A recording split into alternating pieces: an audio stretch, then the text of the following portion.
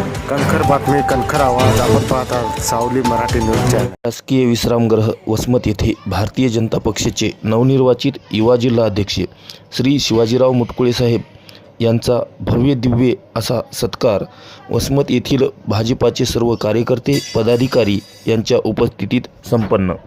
दिनांक 14 ऑगस्ट 2025 रोजी गुरुवारी सकाळी ठीक 10 वाजता भव्य अशी तिरंगा पदयात्रा वसमत शहरामध्ये निघणार आहे. त्या अनुषंगाने वसमत शासकीय विश्रामगृह येथे आढावा बैठक संपन्न. जनसावली न्यूज वसमतसाठी बाळासाहेब सारोळेकर. वसमत या ठिकाणी शासकीय विश्रामगृह येथे भाजपा युवा मोर्चा यांच्या वतीने शहर मंडळ असेल, पूर्व मंडळ असेल किंवा पश्चिम मंडळ असेल, त्या तिघांच्या वतीने तसेच फादर बॉडीतील तिन्ही मंडळांच्या वतीने या ठिकाणी एक तिरंगा रॅली हा कार्यक्रम येणाऱ्या 14 तारखेला आपल्या वसमत शहरामध्ये संपन्न होणार आहे. त्याच अनुषंगाने या ठिकाणी ही बैठक आयोजित करण्यात आली होती. या बैठकीस नवनिर्वाचित शिवाजीराव मुटकुळे साहेब या बैठकीचे अध्यक्षस्थान त्यांचं होतं आणि ते बैठकीला उपस्थित होते.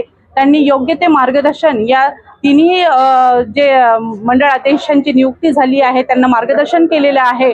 आणि माझ्या वतीने मी संपूर्ण वसमतवासियांना एक आवाहन करते की येणाऱ्या 14 तारखेला तिरंगा रॅली ही वसमतमध्ये आयोजित केल्या जाणार आहे आणि आपले बसवेश्वर मंगल कार्यालय येथून या रॅलीचं प्रस्थान होणार आहे आणि समाप्ती ही शिवाजी महाराजांच्या पुतळ्या या ठिकाणी त्यांची समाप्ती रॅलीची होणार आहे आणि त्या ठिकाणी एक स्वच्छता मोहिमेचा कार्यक्रम सुद्धा आम्ही घेणार आहोत. आणि म्हणूनच वसमतवासियांनी एक पक्षाचा कार्यक्रम न समजता, कारण की हा एक ठराविक पक्षाचा कार्यक्रम नाही आहे, हा तिरंगा रॅली हा कार्यक्रम देशाचे पंतप्रधान यांनीच हा कार्यक्रम संपूर्ण देशामध्ये राबवण्यासाठी दिलेला आहे.